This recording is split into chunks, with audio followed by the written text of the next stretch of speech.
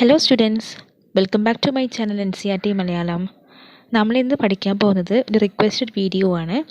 NCERT class 9ലെ English supplementary റീഡറിലെ chapter 4 in the kingdom of ഫൂൾസിൻ്റെ പാർട്ട് 1 ആണ്. അപ്പോൾ ഒരു ലെങ്തി ചാപ്റ്റർ ആയതുകൊണ്ട് തന്നെ നമ്മളിത് 3 പാർട്സ് ആയിട്ടാണ് ഡിസ്കസ് ചെയ്യുന്നത് കേട്ടോ. So in the kingdom of fools chapter 4, it is believed that fools are so dangerous that only very wise people can manage them. Who are the fools in the story? What happened to them?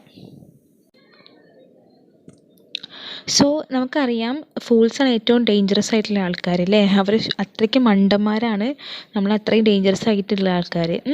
ഇനി അതിൽ vice people's ആവട്ടെ, അവരാണ്, അതായത് ബുദ്ധിമാനായിട്ടുള്ള ആൾക്കാരാണ് അവരെ fools ആയിട്ടുള്ള ആൾക്കാരെ manage ചെയ്യാൻ കഴിയുക. അപ്പോൾ ഈ സ്റ്റോറിനകത്ത് ഫൂൾസ് ആരൊക്കെയാണ്, അവർക്ക് എന്താണ് സംഭവിച്ചതെന്നൊക്കെയാണ് ഡിസ്കസ് ചെയ്യുന്നത്. So in the kingdom of fools, both the king and the minister were idiots. They didn't want to run things like other kings, so they decided to change night into day and day into night. അപ്പോൾ ഈ ഒരു kingdom of ഫൂൾസിൽ ഒരു കിങ്ങും ഉണ്ട്, കുറേ മിനിസ്റ്റേഴ്സും ഉണ്ട്. എല്ലാവരും പൊട്ടന്മാരായിരുന്നു. അവർക്ക് ബാക്കിയുള്ള കിങ്സ് ചെയ്യുന്ന പോലെ ചെയ്യാനൊന്നും ഇഷ്ടമുണ്ടായിരുന്നില്ല. അതുകൊണ്ട് അവരെന്ത് ചെയ്തു, ഡേനെ നൈറ്റ് ആക്കുകയും നൈറ്റിനെ ഡേ ആക്കുകയും ചെയ്തു. They ordered that everyone should be awake at night till their fields and run their business only after dark and go to bed as soon as the sun came up. അപ്പോൾ അവരെന്താ order ചെയ്തതെന്ന് വെച്ചാൽ, എല്ലാവരോടും രാത്രി ഇങ്ങനെ എഴുന്നേറ്റിരിക്കാനും, അതായത് ആ സമയത്ത് അവർക്ക് ഫീൽഡിൽ വർക്ക് ചെയ്യാം, അവരുടെ ബിസിനസ്സൊക്കെ നോക്കി നടത്താം, ഒക്കെ ചെയ്യാം. ഇനി സണ്ണ് റൈസ് ചെയ്തതിന് ശേഷം അവർക്ക് ഉറങ്ങാനും ഉള്ള പെർമിഷനായിരുന്നു ഉണ്ടായിരുന്നത്. അതായത് ജസ്റ്റ് ദി ഓപ്പോസിറ്റ്, അതായത് നൈറ്റ് ഡേ ആവുകയും ഡേ നൈറ്റ് ആവുകയും. Anyone who disobeyed would be punished with death. The people did as they were told for fear of death. അപ്പോൾ എല്ലാവരും ഇങ്ങനെ തന്നെ ചെയ്യാൻ തുടങ്ങി. കാരണം എല്ലാവർക്കും ഭയങ്കര പേടിയായിരുന്നു. കാരണം ആരെങ്കിലും ഈ നിയമം ലംഘിക്കുന്നുണ്ടെങ്കിൽ അവരെന്ത് ചെയ്യും, കിങ് പണിഷ് ചെയ്യാൻ ചാൻസ് ഉണ്ട് അല്ലേ. The king and the minister were delighted at the success of their project. One day a guru and his discipline arrived in the city. It was a beautiful city. It was broad daylight and there was no one about. So കിങ്ങും മിനിസ്റ്റേഴ്സൊക്കെ ഭയങ്കര സന്തോഷമായിട്ടിരിക്കുകയാണ്. കാരണം അവരുടെ ആ project success ആയിട്ടുണ്ട് അല്ലേ. Day night ആണെന്നും night day ആക്കിയിട്ട് ആൾക്കാരുടെ ഇടയിൽ ഇങ്ങനെ ആ ഒരു കൺസെപ്റ്റ് കൊണ്ടുവരുന്നതിന് പറ്റിയിട്ട് അവർ നല്ല സക്സസ് ആയിട്ടുണ്ടായിരുന്നു. ഇതൊരു നല്ലൊരു ഭംഗിയുള്ള സിറ്റിയാണ്. അപ്പോൾ അവിടെ ഒരു ഗുരു, അതുപോലെ തന്നെ അദ്ദേഹത്തിൻ്റെ ശിഷ്യൻ, ഡിസിപ്പിൾ എന്ന് വെച്ചാൽ അദ്ദേഹത്തിൻ്റെ ശിഷ്യനും ഇങ്ങനെ വന്നു. അപ്പോൾ അവിടെ ഡേ ലൈറ്റിൽ ഒരാളെ അവർക്ക് കാണാൻ കഴിഞ്ഞില്ല. Everyone was asleep, not a mouse stirring അല്ലേ. എല്ലാവരും ഉറങ്ങാണ്, ഇവനൊരു മൗസിൻ്റെ സൗണ്ട് പോലും ഇല്ല. Even the cat had been taught to sleep by day. The two strangers were amazed by what they saw around them and wandered around down till evening. So അവിടെ even കാറ്റിലിനെ പോലും അല്ലേ, നമ്മുടെ പശുക്കിടാങ്ങൾക്ക് പോലും അവരെ ഇങ്ങനെ പഠിപ്പിച്ച് വെച്ചിരിക്കുകയാണ് രാത്രി രാവിലെ ഉറങ്ങാൻ വേണ്ടിയിട്ട്. അതാണ് സ്ലീപ്പ് ബൈ ഡേ എന്നൊന്ന് ഉദ്ദേശിക്കുന്നത്. സോ രണ്ട് സ്ട്രേഞ്ചേഴ്സും എന്താണ് ഇപ്പം അങ്ങനെ ആകെ അന്തം വിട്ട് നിൽക്കുകയാണ്. എന്താണ് അവർക്കിടയിൽ ചുറ്റി നടക്കുന്നതെന്ന് അവർക്കറിയില്ല. അങ്ങനെ അവരെന്ത് ചെയ്തു, ഈവനിങ് വരെ ഇങ്ങനെ അലഞ്ഞു തിരിഞ്ഞ് നടന്നു. They wandered around down till evening. അതായത് വാണ്ടേഡ് എന്ന് വെച്ചാൽ അലഞ്ഞു തിരിഞ്ഞ് നടക്കുക. When suddenly the whole town woke up and went about its night business. So എല്ലാവരും കുറച്ച് കഴിഞ്ഞതിന് ശേഷം എഴുന്നേറ്റിട്ട് അവരുടെ നൈറ്റ്ലി ബിസിനസ് എന്ത് ചെയ്തു, അവർ കണ്ടിന്യൂ ചെയ്തു. The two men were hungry. Now that the shops were open, they went to buy some groceries. അപ്പോൾ രണ്ടുപേരും, നമ്മുടെ കിങ്ങും ഡിസിപ്പിളും ഭയങ്കര വിശന്നിട്ടിരിക്കുകയാണ്. അവർ കണ്ടു ഷോപ്സൊക്കെ ഇപ്പോൾ ഓപ്പൺ ആണ്, അവർക്ക് എന്ത് വേണം, കുറച്ച് ഗ്രോസറീസ് വേണം അല്ലേ, കുറച്ച് കഴിക്കാൻ കുറച്ച് ആഹാരങ്ങളൊക്കെ വേണം. To their astonishment, they found that everything cost the same. A single duddu, whether they bought a measure of rice or a bunch of bananas, it cost a duddu. So അവർക്ക് ആകെ അന്തം വിട്ടുപോയി. കാരണം അവർ എല്ലാത്തിൻ്റെയും പ്രൈസ് ചോദിച്ചപ്പോൾ എല്ലാത്തിനും ഒരേ വിലയാണ്. ഡുഡു എന്ന് വെച്ചാൽ അവിടുത്തെ ഒരു കറൻസിയാണ് ഡുഡു. അപ്പോൾ ആ ഒരു ഡുഡുവിന് അവർക്ക് ഒരുപാട് റൈസും അല്ലെങ്കിൽ ഒരു ബഞ്ച് ഓഫ് ബനാനാസൊക്കെ കിട്ടും. അപ്പോൾ the Guru and the disciple were very delighted. അപ്പോൾ ഗുരുവും അദ്ദേഹത്തിൻ്റെ ശിഷ്യനും ഭയങ്കര സന്തോഷമായി ഇത് കണ്ടപ്പോൾ. They had never heard of anything like this. They could buy all the food they wanted for a rupee. അപ്പോൾ അവരിതൊരിക്കലും കേട്ടിട്ടില്ല, ഇങ്ങനത്തെ ഒരു അവസ്ഥ ഒരിക്കലും കേട്ടിട്ടില്ല. അപ്പോൾ അവർക്ക് എന്ത് ചെയ്തു, അവർ ബാക്കിയുള്ള കുറേ ഫുഡ് ഐറ്റംസൊക്കെ അവിടെ നിന്ന് വാങ്ങിക്കുകയും ചെയ്തു. അപ്പോൾ 1 റുപ്പീനേക്കാൾ എത്രയോ ചെറുതാണ് നമ്മുടെ ഡുഡു. അപ്പോൾ 1 രൂപയ്ക്ക് അവർക്ക് പറ്റാവുന്ന അത്ര ഫുഡ് അവർക്ക് വാങ്ങിച്ചു. When they cooked and eaten, the Guru realized that this was a kingdom of fools and it wouldn't be a good idea for them to stay there. അപ്പോൾ അങ്ങനെ അവർ ഭക്ഷണം ഉണ്ടാക്കി, ഗ്രോസറീസൊക്കെ വാങ്ങിച്ചിട്ട് ഭക്ഷണമൊക്കെ ഉണ്ടാക്കി കഴിച്ചു. അപ്പോൾ ഗുരുവിനൊരു കാര്യം മനസ്സിലായി, ഇത് മണ്ടന്മാരുടെ നാടാണ്, ഇവിടെ തങ്ങുക എന്നുള്ളത് അത്ര നല്ല കാര്യമൊന്നും അല്ല എന്ന് ഗുരുവിന് മനസ്സിലായി. There is no place for us, let's go, he said to the disciple. അപ്പോൾ ഈ പ്ലേസ് നമുക്കൊരു പ്ലേസും ഇല്ല, അതുകൊണ്ട് തന്നെ നമുക്ക് പോവാം എന്ന് പറയുകയാണ് ഡിസിപ്പിളിൻ്റെ അടുത്ത്. But the disciple didn't want to leave the place, അല്ലേ. അപ്പോൾ പക്ഷേ ശിഷ്യന് ആ ഒരു സ്ഥലം ഇടണം എന്ന് വലിയ താല്പര്യം ഉണ്ടായിരുന്നില്ല. Everything was cheap here, all he wanted was good cheap food, അല്ലേ. എല്ലാം അവിടെ ചീപ്പാണ്, അത്രയ്ക്ക് വില കുറവാണ് അവിടെ ഉള്ളത് എല്ലാ സാധനത്തിനും. അപ്പോൾ നമ്മുടെ ഡിസിപ്പിളിന് വേണ്ടത് നല്ല ചീപ്പ് ഫുഡാണ് വേണ്ടത്, നല്ല ഫുഡ്, പക്ഷേ നല്ല ചീപ്പ് കോസ്റ്റിന്, ചീപ്പ് റേറ്റിന് കിട്ടുന്ന ഫുഡാണ് ഡിസിപ്പിളിന് വേണ്ടത്. The guru said, they are all fools, this won't last very long and you can't tell what they will do to you next. അപ്പോൾ ഗുരു അതിനോട് മറുപടി പറയുകയാണ്, കിങ്ങിനെ, നമ്മുടെ ഡിസിപ്പിളിനെ ഉപദേശിക്കുകയാണ്. അതായത് ഇത് മണ്ടന്മാരുടെ നാടാണ്, ഇവിടെ അധിക കാലമൊന്നും നമുക്ക് നിൽക്കാൻ പറ്റില്ല, കാരണം അവരെന്താ അടുത്തത് ചെയ്യാൻ നമുക്ക് പ്രെഡിക്റ്റ് ചെയ്യാൻ പോലും പറ്റില്ല. But the disciple wouldn't listen to the king's guru's wisdom.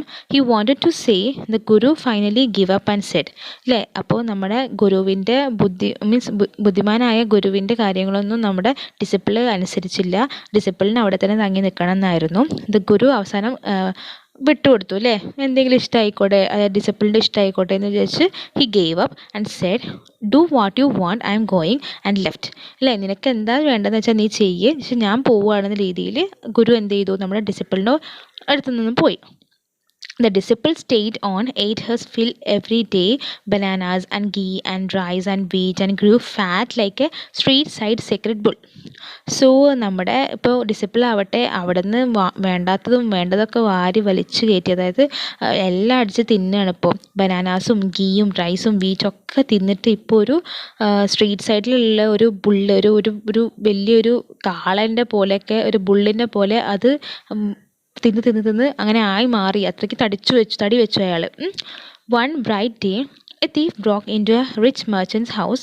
He made a hole in the wall and sneaked in, and as he was carrying out his loot, the wall of the old house collapsed on his head and killed him on the spot. അപ്പോൾ ഒരു ദിവസം ഒരു thief ഒരു rich ആയിട്ടുള്ള ഒരു മെർച്ചൻറ്റിന്, അല്ലേ, വ്യാപാരിയുടെ വീട്ടിലേക്ക് ഇങ്ങനെ കയറിയിട്ടുണ്ടായിരുന്നു, എന്ത് മോഷ്ടിക്കാൻ വേണ്ടിയിട്ട്. അപ്പോൾ ഒരു വലിയൊരു വാളിൻ്റെ ഉള്ളിലായിട്ട്, അതിൻ്റെ സൈഡിലായിട്ട് ഒരു ഓട്ട നിർമ്മിച്ചിട്ട് അതിൻ്റെ ഉള്ളിലൂടെയാണ് അയാൾ ആ തീഫ് പതുങ്ങി, അത് സ്നീക്കിംഗ് എന്ന് വെച്ചാൽ പതുങ്ങി പോവുക, ഒളിച്ചു പോയിട്ടുണ്ടായിരുന്നത്. അപ്പോൾ അയാളുടെ കയ്യിൽ ലൂട്ടും ഉണ്ട്, അതായത് മോഷ്ടിച്ച സാധനമുണ്ട്. അപ്പോൾ ആ വാള് പിന്നെ അങ്ങനെ അയാളത് തിരിച്ചു വരുമ്പോൾ എന്തായി, ഒരു വലിയൊരു അയാളുടെ മുകളിൽ ആ ഓൾഡ് ഹൗസിൻ്റെ വാൾ മൊത്തം അങ്ങോട്ട് കൊളാപ്സ്ഡായി, അല്ലെങ്കിൽ അത് മറിഞ്ഞു വീണു. അങ്ങനെ അയാളുടെ തലയിലേക്ക് വീണിട്ട് അയാൾ എന്ത് ചെയ്തു, it killed him on the spot, അതായത് ആ വാൾ മറിഞ്ഞു വീണിട്ട് അയാൾ അവിടുന്ന് മരിച്ചുപോയി. His brother ran to the king and complained, Your Highness, when my brother was pursuing his ancient trade, a wall fell on him and killed him. This merchant is to blame. He should have built a good strong wall. You must punish the wrongdoer and compensate the family for this injustice.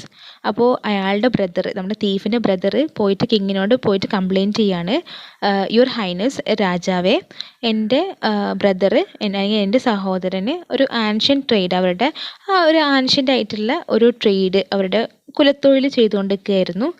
അത് ചെയ്യുന്നതിൻ്റെ ഇടയ്ക്ക് എൻ്റെ ബ്രദറിൻ്റെ മേളിൽ ഒരു വാള് വീഴുകയും അവിടെ തന്നെ മരിക്കുകയും ചെയ്തു.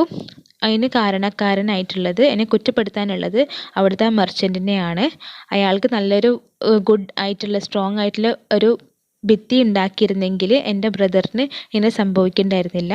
അപ്പോൾ ഇങ്ങനത്തെ റോങ് ഡോർ എന്ന് വെച്ചാൽ ഇങ്ങനത്തെ ചിന്തിക്കാതെ ചെയ്ത ആക്ടിവിറ്റി ചെയ്യുന്ന ആൾക്കാരാണ് ഡോർ എന്ന് പറയുന്നത്, DOER.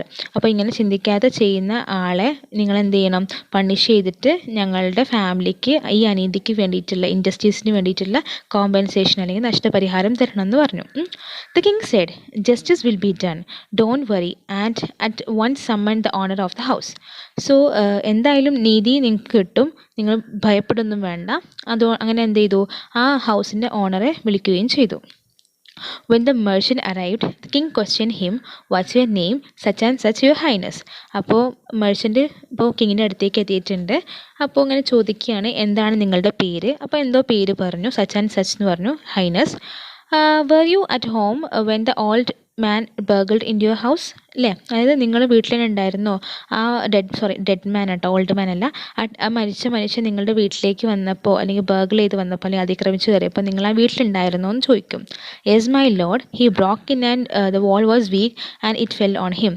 അയാൾ എൻ്റെ വീട്ടിലേക്ക് വന്നപ്പോൾ ആ വാള് ഭയങ്കര വീക്കായിരുന്നു, അത് അയാളുടെ മേലിലേക്ക് മറിഞ്ഞു വീഴുകയും ചെയ്തു. The accused pleads guilty. "Your wall killed his man's brother. You have murdered a man. We have to punish you." അല്ലേ, അതായത് ഇപ്പോൾ അക്യൂസ്ഡ് ആയിട്ടുള്ള മെർച്ചൻ്റ് കുറ്റം സമ്മതിക്കുകയാണ്. അപ്പോൾ അയാളാണ് കുറ്റവാളി, നമ്മുടെ അക്യൂസ്ഡ് ആയിട്ടുള്ള മെർച്ചൻ്റാണ് കുറ്റവാളി. ഇയാൾ എന്ത് ചെയ്തു, നിങ്ങൾ എന്ത് ചെയ്തതെന്ന് വെച്ചാൽ ഇയാളുടെ ബ്രദറിനെയാണ് നിങ്ങൾ കൊന്നത്, അതായത് നമ്മുടെ തീഫിൻ്റെ ബ്രദറിനെയാണ് നിങ്ങൾ കൊന്നത്. അതുപോലെ തന്നെ നിങ്ങളൊരു മർഡറാണ് അറ്റംപ്റ്റാണ് ചെയ്തിട്ടുള്ളത് അല്ലേ, ഒരു കൊലപാതകമാണ് ചെയ്തിട്ടുള്ളത്, ഞങ്ങൾ നിങ്ങളെ പണിഷ് ചെയ്യാൻ പോവാണെന്ന് പറഞ്ഞു. "Lord," said the helpless merchant, "I didn't put up the wall. It's really the fault of the man who built the wall. He didn't build it right. You should punish him."